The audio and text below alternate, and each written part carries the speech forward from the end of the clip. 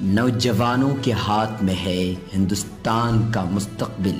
नई नस्ल बदल सकती है मुल्क की तकदीर। नई सोच से बेहतर होगी मुल्क की तस्वीर। इसलिए मिल्लत टाइम्स पहुंचा रहा है मुल्क की जनता तक मुल्क के नौजवानों की आवाज़। सदाए नौजवान, सदाए नौजवान। मैं मुनव्वर आलम, मिल्लत टाइम्स के स्पेशल प्रोग्राम सदाए नौजवान में आपका स्वागत है। सदाए नौजवान का मकसद है मुल्क के जवानों की आवाज़ मुल्क की जनता तक पहुंचाना। आज इस प्रोग्राम में हमारे साथ हमारे ख़ास मेहमान हैं जो कि एक नौजवान हैं, और नौजवान ही नहीं बल्कि ऐसा नौजवान जिनकी आवाज़ पर एक भीड़ इकट्ठी हो जाती है, जो कि नौजवानों के लिए आइडियल है, एक आइकन है, जो एक तरह से कह सकते हैं कि नौजवानों को उन्होंने एक अलग सोचने का तरीक़ा दिया, एक नज़रिया दिया। बिना खौफ बिना डर के सच के साथ खड़े हो जाते हैं, चाहे वो हुकूमत से टकराने की ज़रूरत पड़े या किसी के साथ भी टकराने की ज़रूरत पड़े, उन्हें किसी भी चीज़ का उन्हें खौफ नहीं होता। जी हाँ, JNU के रिसर्च स्कॉलर उमर खालिद, आपका बहुत बहुत स्वागत है। सबसे पहले मैं आपसे ये जानना चाहूँगा कि आपके अंदर इतनी हिम्मत कहाँ से आती है? आप हुकूमत से टकरा जाते हैं तो आपके अंदर हिम्मत कहाँ से आती है? क्या पीछे किसी का हाथ आपके ऊपर है या लोगों की एक भीड़ आपके साथ है? क्या है आपके साथ? नहीं, मेरे ऊपर लोगों का हाथ है मेरे साथ, और वही काफ़ी है। भीड़ तो मैं नहीं बोलूँगा, भीड़ तो उनके पास है। हमारे पास तो इंसान हैं जो इंसान सोचते हैं, समझते हैं, सवाल पूछते हैं। कोई भीड़ नहीं है जो जाके लोगों पे हिंसा करे। और मेरा मानना है कि देखिए, अगर मैं अकेला होता तो मेरे अंदर हिम्मत नहीं आ पाती। ना मैं शक्तिमान हूँ, ना मैं सुपरमैन हूँ। डर हमको भी लगता है, जब बंदूक हमको तानी जाती है तो हमको भी डर लगता है। लेकिन जब आप देखते हैं कि लेकिन आप पर हमला होने के बावजूद फिर भी आप डटे हुए हैं, क्योंकि लोग साथ हैं। अच्छा, लोग साथ हैं, इतने सारे लोगों की उम्मीदें हैं, इतने सारे लोग। देखिए, कोई भी एक इंसान कोई ख़ास नहीं होता, और ना ही मैं ये लड़ाई अकेले लड़ रहा हूँ। ये सब लड़ाई सब लोग साथ में मिलकर लड़ रहे हैं, उसमें मैं अपना किरदार निभा रहा हूँ। और मुझे लगता है कि आज बहुत ज़रूरी है कि उस किरदार को निभाया जाए। वो आपको चुप कराने के अलग अलग साजिशें अपनाएंगे, और सिर्फ मुझको नहीं, सबको चुप कराने के अलग अलग साजिशें अपनाएंगे। लेकिन हम अगर एक दूसरे को मजबूत करते रहें तो फिर वो हमको चुप नहीं करा सकते। सही बात है, डर लगता है जब बंदूक आपके सामने होती है, लेकिन उससे कई ज़्यादा डर हमको इस बात से लगना चाहिए कि देश में, दुनिया में नाइंसाफ़ी होती रहे और हम चुपचाप सहते रहें। वो ज़्यादा डरावनी चीज़ है, क्योंकि शायद आप जिंदा रहते भी फिर आप मर जाएंगे। तो मतलब अभी आप अगर हम बात करें तो आप स्टूडेंट्स के एक लीडर हैं, तो आपको क्या लगता है कि स्टूडेंट्स के लीडर होने के नाते आपको क्या लगता है कि 2014 के बाद स्टूडेंट्स की जो सोच है उसमें बदलाव आया है, या सिर्फ कुछ आप चंद ही लोग हैं जो सिर्फ अलग सोच लेकर के चल रहे हैं, ऐसा कुछ है? नहीं, बिल्कुल नहीं। मेरा मानना है कि 2014 के बाद जब एक वक्त था जब बोला जा रहा था कि संसद में भी कोई विपक्ष बचा नहीं है और भारतीय जनता पार्टी का पूर्ण बहुमत है, और आई थिंक 20-30 साल बाद ऐसा सरकार बनी है जो पूर्ण बहुमत से बनी है, अलायंस की ज़रूरत नहीं है। एक ऐसे दौर में जब बहुत सारे लोग जो इस सरकार के विरोधी हैं, जो इस भाजपा RSS की विचारधारा के विरोधी हैं, वो बहुत मायूस थे कि अब विपक्ष भी नहीं बचा संसद में तो कैसे चलेगा। वो दौर था जब इस देश के छात्रों ने, इस देश के नौजवानों ने उस विपक्ष का रोल अदा किया। सिर्फ JNU में ही नहीं, देश के अलग अलग विश्वविद्यालयों में, पुणे से लेकर हैदराबाद, जादवपुर, पटना, इलाहाबाद, एक के बाद एक वो विश्वविद्यालयों पर हमला करने के लिए, और एक के बाद एक हम अलग अलग विश्वविद्यालयों उनसे वापस लड़े। और जब अलग अलग विश्वविद्यालय लड़े तो फिर बाकी सब विश्वविद्यालयों में एक एकता भी बनी। मतलब आपको याद होगा, फरवरी 2016 में मेरे बारे में एक मनगढ़ंत कहानी सुनाई जा रही थी TV पे। बहुत सारी मनगढ़ंत कहानियां सुनाई दी। ये बोला जा रहा था कि उमर खालिद अफजल गुरु को लेकर 17-18 विश्वविद्यालयों में प्रोग्राम करने वाला है।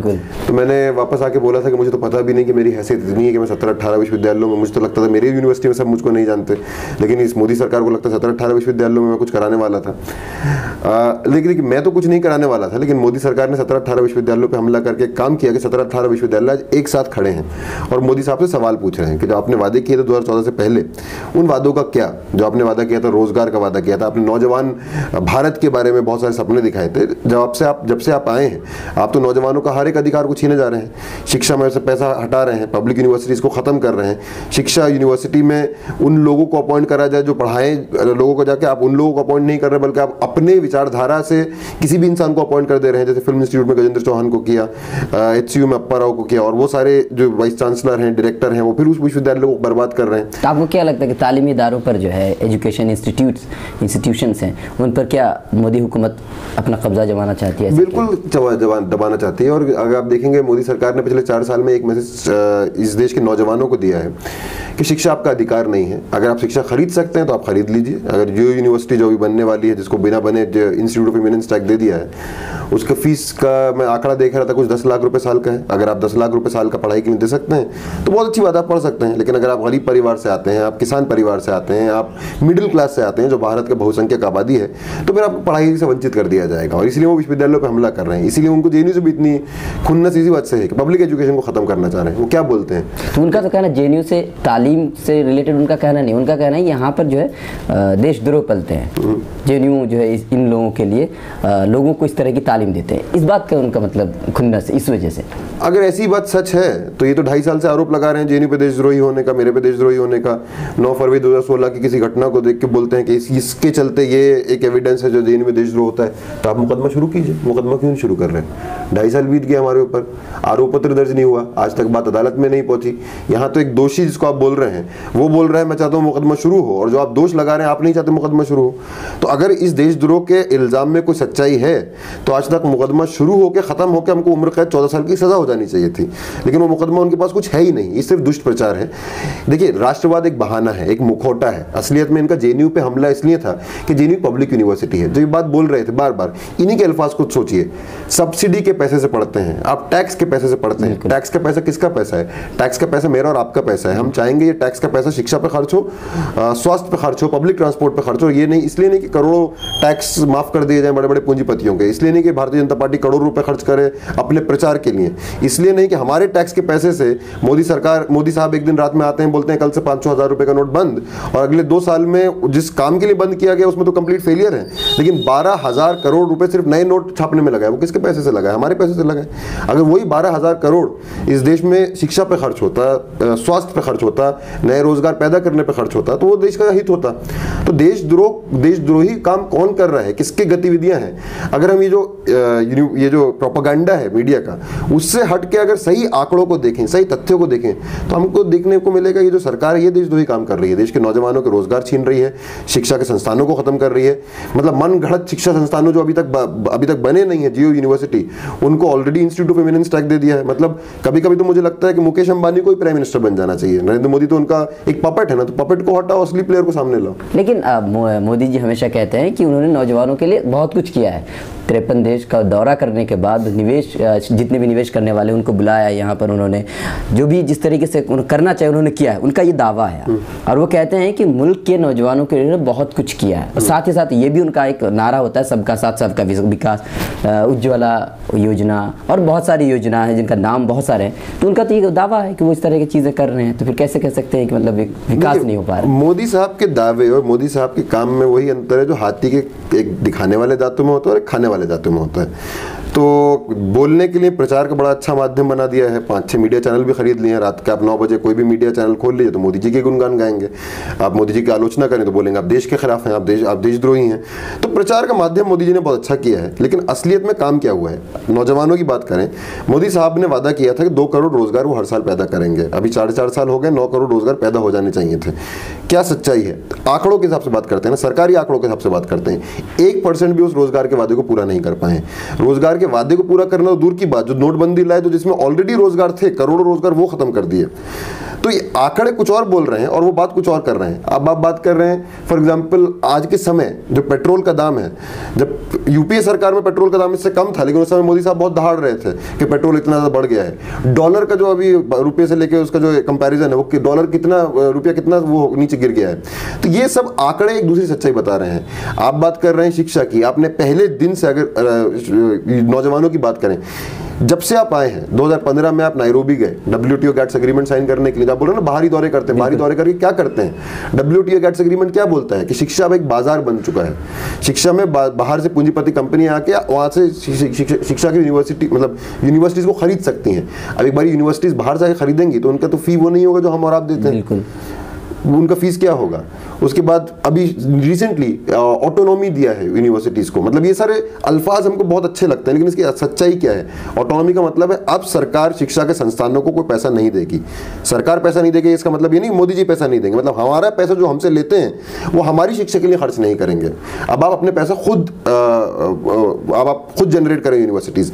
मतलब हम टैक्स भी दें, और वो टैक्स का पैसा बीजेपी के प्रचार के लिए खर्च हो, लेकिन हमको सरकार शिक्षा भी नहीं देगी, ये काम किया जा रहा है। अच्छा, एक बात बताइए, कुछ लोगों का कहना ये है, आप पर इल्ज़ाम है कि आप मोदी हुकूमत के खिलाफ हैं, जो विकास नहीं हुआ उससे आपको कोई लेना देना, आप मोदी हुकूमत के खिलाफ है, एंटी मोदी।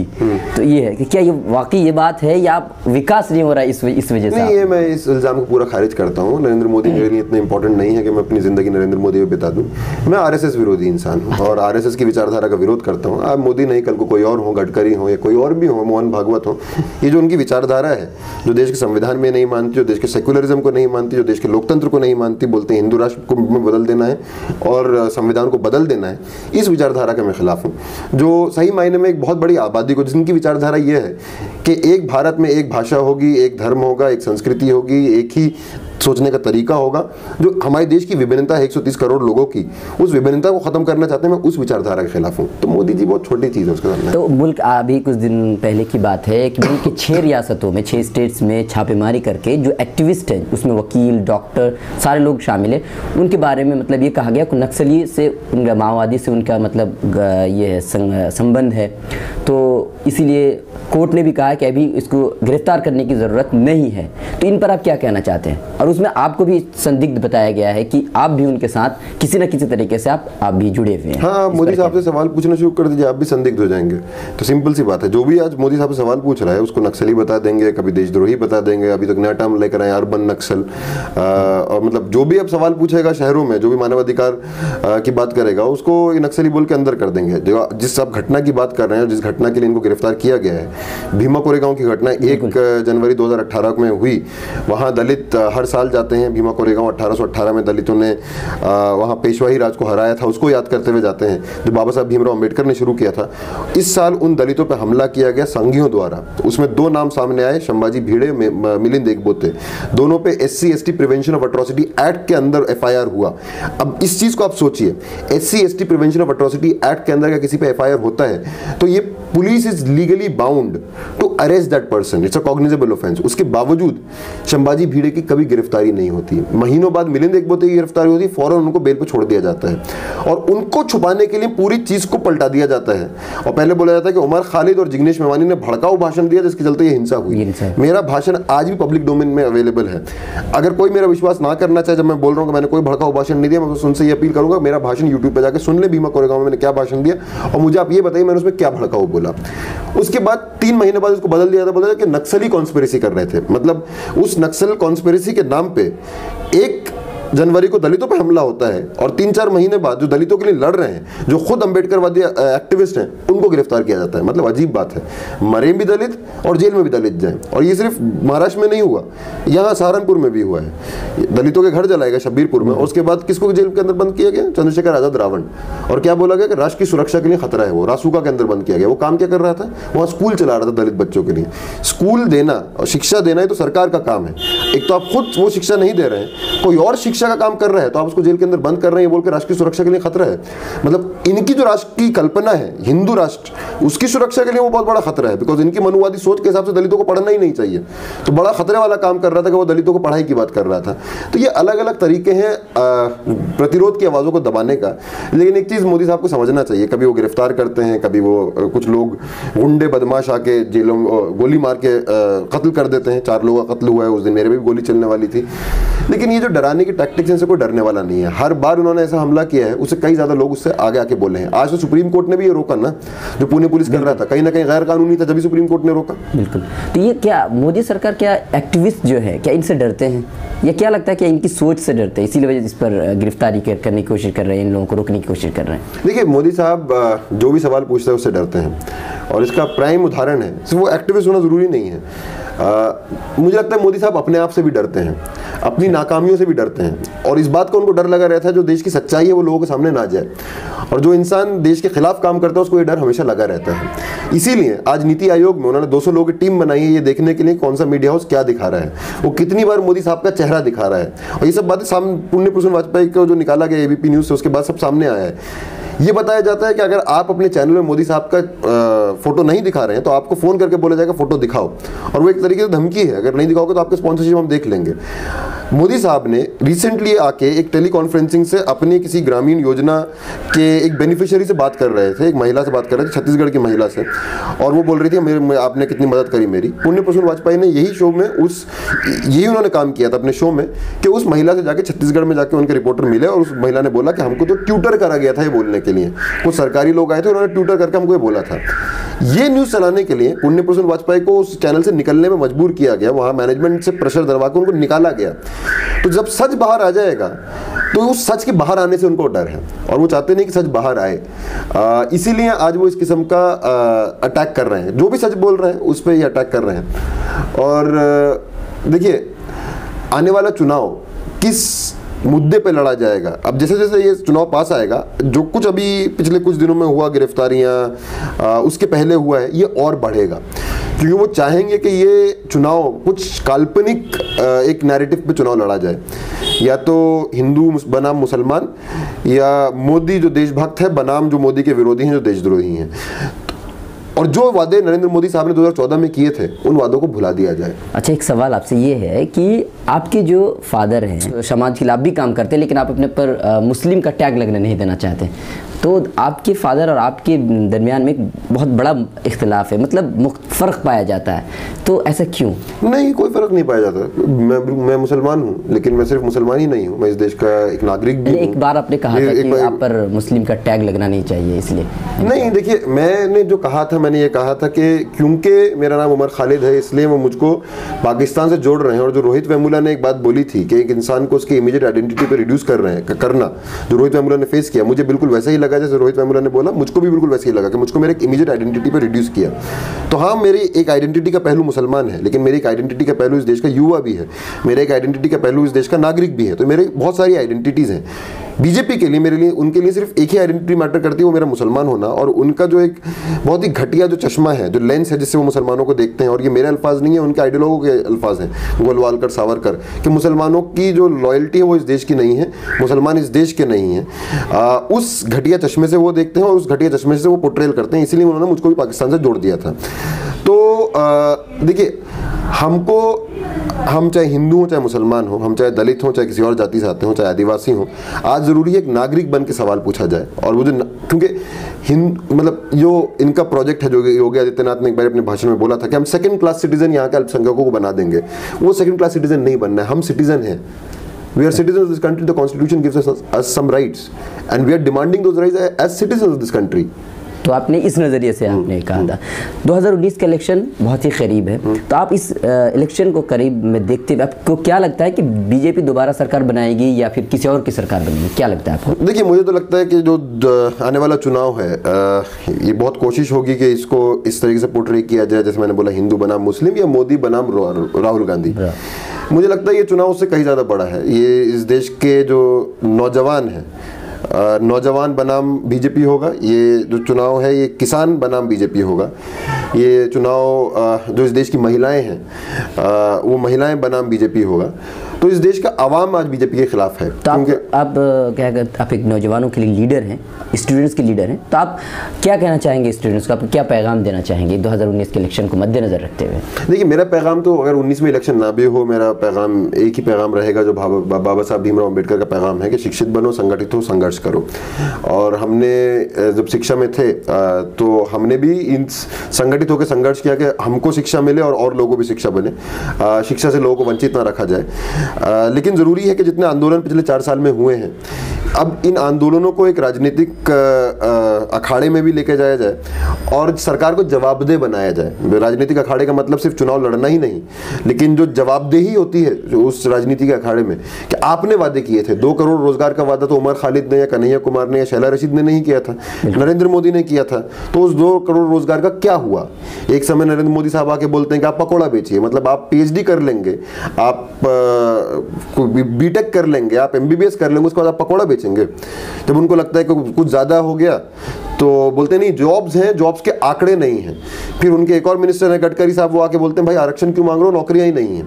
और अब चारों तरफ देख लीजिए कहीं भी नौकरियां नहीं हैं। कल ही टाइम्स ऑफ इंडिया का एक रिपोर्ट है कि हजारों ऐसे लोग हैं उत्तर प्रदेश के अंदर। अभी एक पोस्ट निकला है यूपी पुलिस में मैसेंजर का, मतलब बेसिकली पोस्टमैन का, कि एक पुलिस दफ्तर से दूसरे पुलिस दफ्तर तक चिट्ठियां पहुंचाने में हजारों पीएचडी वाले लोग उस जॉब के लिए अप्लाई कर रहे हैं क्योंकि उनके पास कोई और नौकरी नहीं है।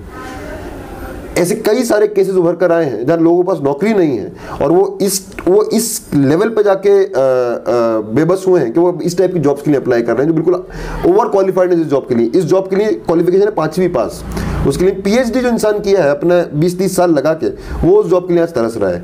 रेलवे ने 1 लाख जॉब का जब ऐलान किया, वैकेंसी निकाली, 2 करोड़ लोग उसमें एप्लीकेंट्स बने। तो ये सच्चाई है देश की, मतलब देश के नौजवान आज बेबस हो गया। और उसको अब क्या किया जा रहा है, जो लोग मुझ पर भी हमला करना आए थे वो लोग कौन थे, मुझे तो उन पे तरस आता है, मुझे उन पे कोई गुस्सा नहीं आता है। वो लोग इस देश के नौजवान थे जो बेरोजगार थे। एक उसमें बाउंसर था किसी बार में, दूसरा उस देश वो कैब ड्राइवर था, दोनों की नौकरी चली गई थी। अब जो बेरोजगार हैं आप उनको एक भीड़ में तब्दील कर दे रहे हैं और उनको बताया जा रहा है कि आपकी समस्या का जो रिस्पॉन्सिबल है वो इस देश के अल्पसंख्यक हैं। तो वही लोग जो बेरोजगार हैं उनको एक भीड़ में तब्दील करके, एक मॉब में तब्दील करके अब उनसे हिंसा कराई जा रही है।